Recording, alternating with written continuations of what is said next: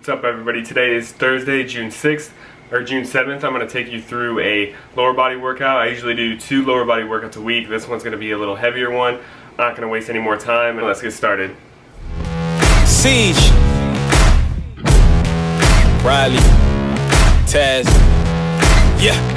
Set me free and give me death, there ain't no other choices. When I lay down to go to sleep, I keep on hearing voices. Little whispers in my head, man, is you fake a lawyer? Why know why that death is sign of baby? Hey, what's up, everybody? So this is my little warm-up that I've been doing for the past, I would say, month or two.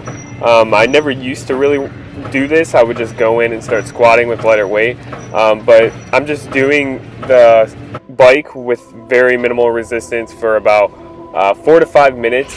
I've noticed that it really helps me loosen up my hips, loosen up my knees, and then when I actually go to squat, I just don't feel as tight, and it definitely helps me be able to hit depth a little easier than if I would just go in cold and start squatting. So honestly, I probably could do a little more warm-ups, but it's just I'm kind of stubborn and don't want to take the time to do more, and I don't feel unsafe with just the 5-minute bike, so I'm sticking with that right now. But just experiment with whatever types of warm-ups work best for you.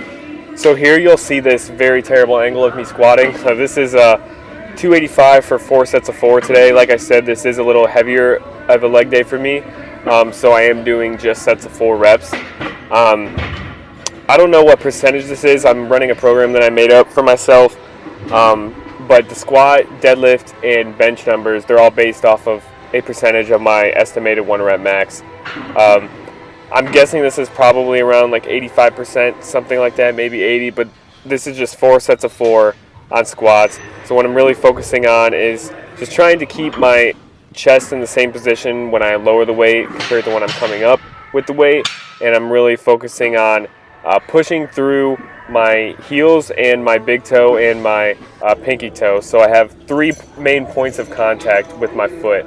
I know a lot of people give the cue to lean back on your heels, which can help a lot of people because a lot of people end up going on their toes too much. But you don't want to be entirely on your heels because then it'll cause you to lose balance when the front of your foot comes up. So try to maintain those 3 main points of contact when you're squatting. So this is my last warm-up on deadlifts. This is 405. I didn't really feel the greatest this day, even though the working sets of 4 sets of 4 that I'm doing with deadlifts as well, like, it actually looks pretty fast. It looks pretty good, but I just felt a little sore, and the weight definitely felt a little slow off the floor, especially with the first rep. I kind of get my groove after the first rep, kind of know how the weight feels, and then I can really attack it on the rest of the reps. But what I'm focusing on here is getting my feet in place, making sure the bar is going over the mid part of my foot. So that's going to determine how close I am to the bar and how much my feet are pointing outwards or inwards. I am doing a sumo stance, so my arms are in between my legs, and I'm really focusing on making sure my chest and my back stays in a neutral angle even when I start to pull. So I don't want to start pulling and then my hips rise. I want my hips to stay down and my chest stay up, and then my hips are just going to come forward when I finish the lift. Really focusing on pushing through my entire foot, just the same way with the squat. I'm focusing on pushing with my feet and not pulling the weight up with my back. So next I moved on to an accessory, which is a high and wide stance leg press. You'll see the tops of my feet are actually off of the platform, and this is going to target the glutes and hamstrings a lot more as opposed to if you had your feet a little in more and lower. So this is one accessory that I do after my squat and deadlifts. Usually I will have one day that's a little more quad focused and one day that's a little more glute and hamstring focused. So this is kind of the more glute and hamstring focused day. That's why I chose that leg press variation. So this is a glute ham raise machine. I just started doing this a few weeks ago, and I really feel this in my hamstrings.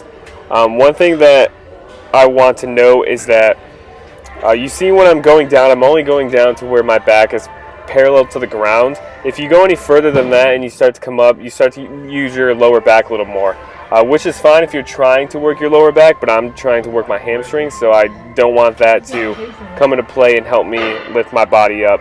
But I really want to make sure I'm straightening my legs as much as possible, and then when I...